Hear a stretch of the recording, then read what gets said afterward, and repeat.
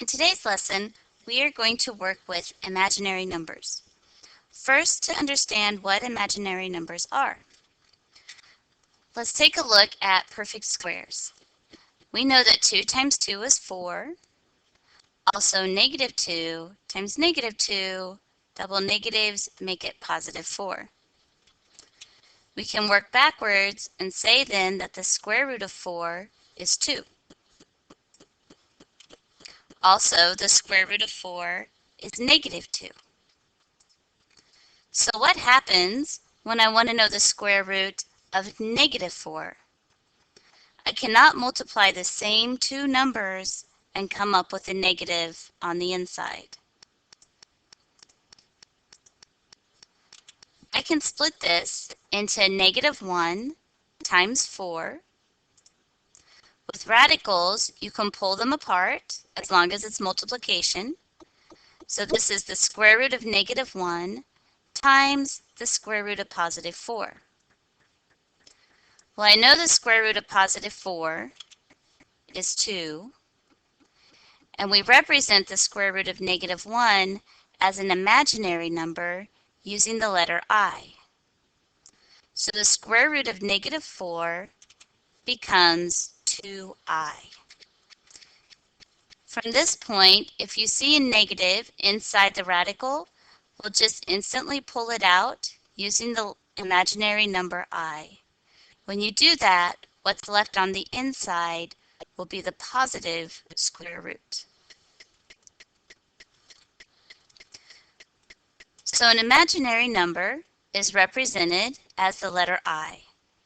It is the square root of negative 1. In today's lesson, we'll be working with I, and we'll also work with I squared. So let's take the square root of negative 1 and see what happens when we square that. When you square a square root, they cancel each other out, leaving you with just the number on the inside. So when I square the letter I, imaginary number, I get negative 1.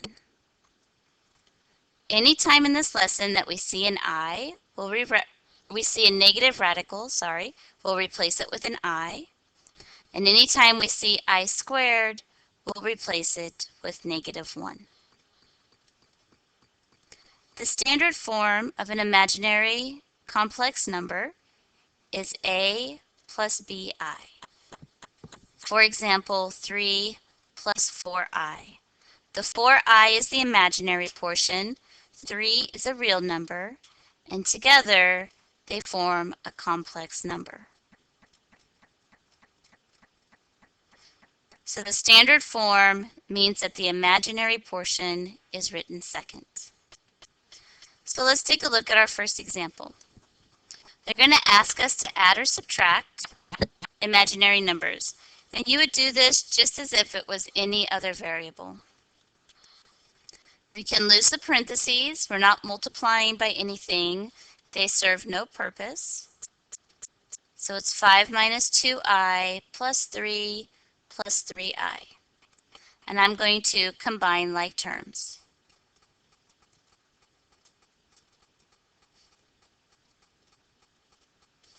Add the 5 and the 3, the negative 2, and the positive 3, so I get 8 plus I. I is my imaginary, 8 is the real portion, and together they form a complex number.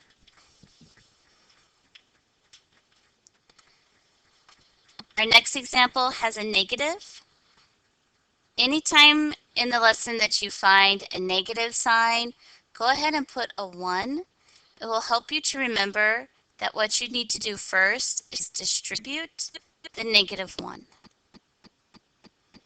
So this is 2 plus 6I minus 12 minus negative I, which makes it positive. So first distribute the negative 1, and then second add like terms.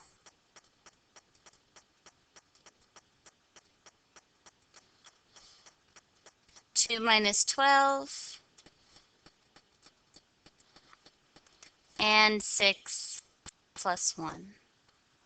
Writing it in standard form is negative 10 plus 7i.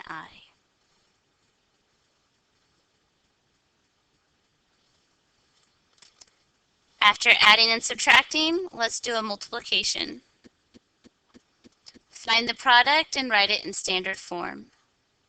Distribute the 7i, so that makes it 7 times 2, 14i.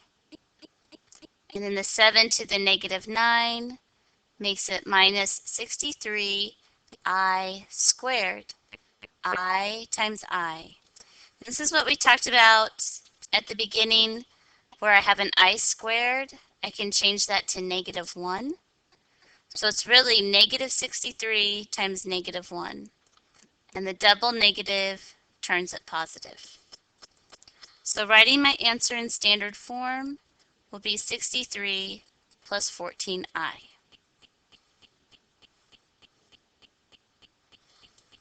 In our next example, you're going to FOIL. I want you to go ahead and give it a try. I'll push pause and work through the problem. And when you're finished, resume play and then check your answer with mine.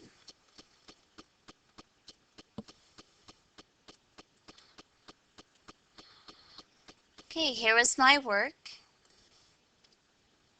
When I FOILed, when I multiplied the 5 to both terms, I got 30 plus 35i. I multiplied the 4 to both terms, 24i plus 28i squared. Then I simplified 35 and 24. I got 59i. Here on the I squared, it changed to negative 1, which gave me negative 28. Then I added like terms and got 2 plus 59i. So I hope that went well. We're going to be using that in our next set of examples, and that's working with the conjugates. A conjugate is, let me give you an example.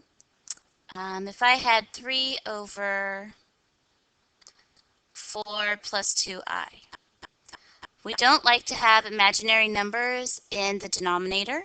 If I need to divide these out, I multiply by the conjugate of the denominator. The conjugate's where you switch the middle sign.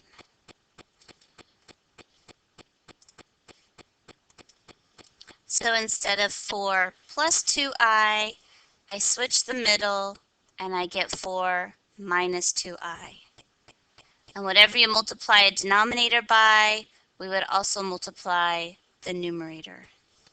So I would do the top two also, 4 minus 2i. So let's take a look at our first example.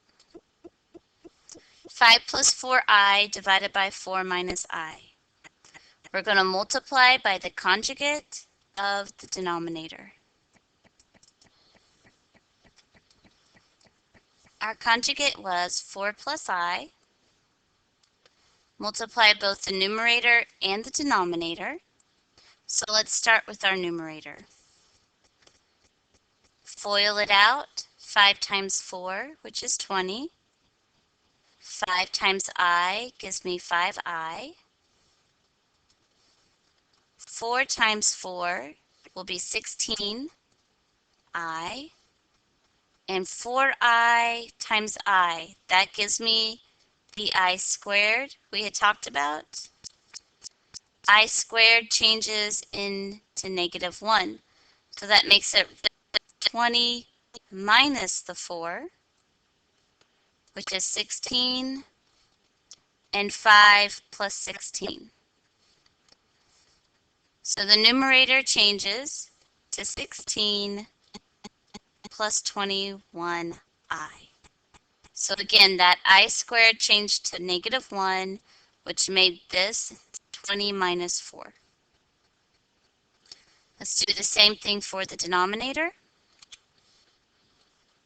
FOIL it. 4 times 4 is 16.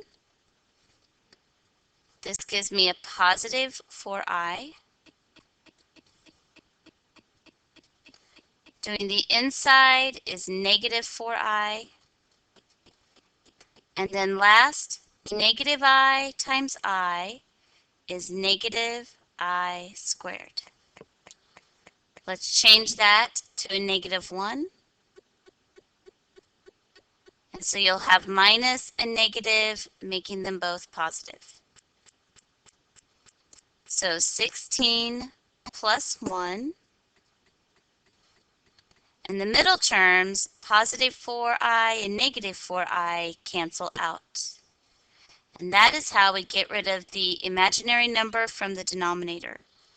The whole point in the conjugate is to have one positive and one negative, so that when you FOIL, your middle terms will be positive and negative and cancel each other out. My final answer is 16 plus 21i over 17.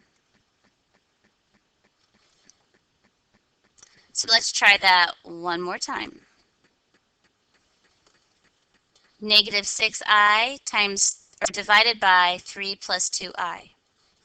Let's start with writing the conjugate of the denominator. 3 minus 2i to both the numerator and the denominator. All right, go ahead and multiply them out. When I multiplied them out, I got negative 18i plus 12i squared.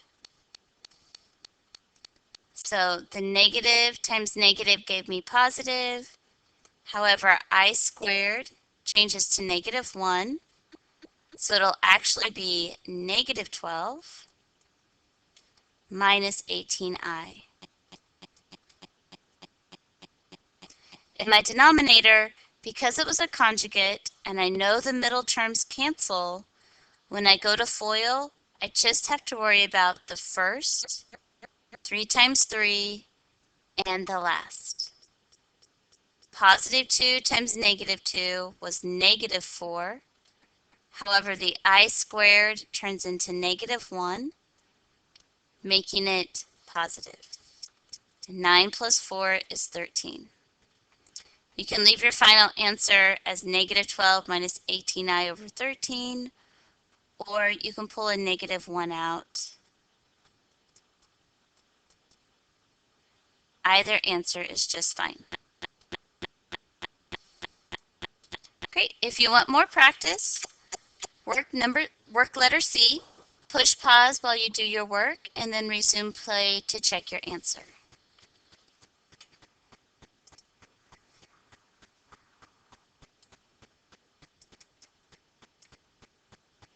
Right, here's the problem that I've worked out. In FOILing, I took 3 times 4 and got 12. 3 to negative 3 for negative 9i. The middle terms, negative 4i to 4, and then the final. Negative times negative was positive 12i squared, but I changed it to negative 1. So down below, I went ahead and made that negative 12. So the 9i and 16i became 25. 12 minus 12 canceled, leaving my numerator with negative 25i. In the denominator, I only worried about the first, 4 times 4, and the last. That gave me negative 9i squared, which I changed to negative 1. The double negative changed to positive, leaving my denominator as 25. 25 over 25 reduces, and my final answer was negative 1 times I. So that is an overview of imaginary numbers.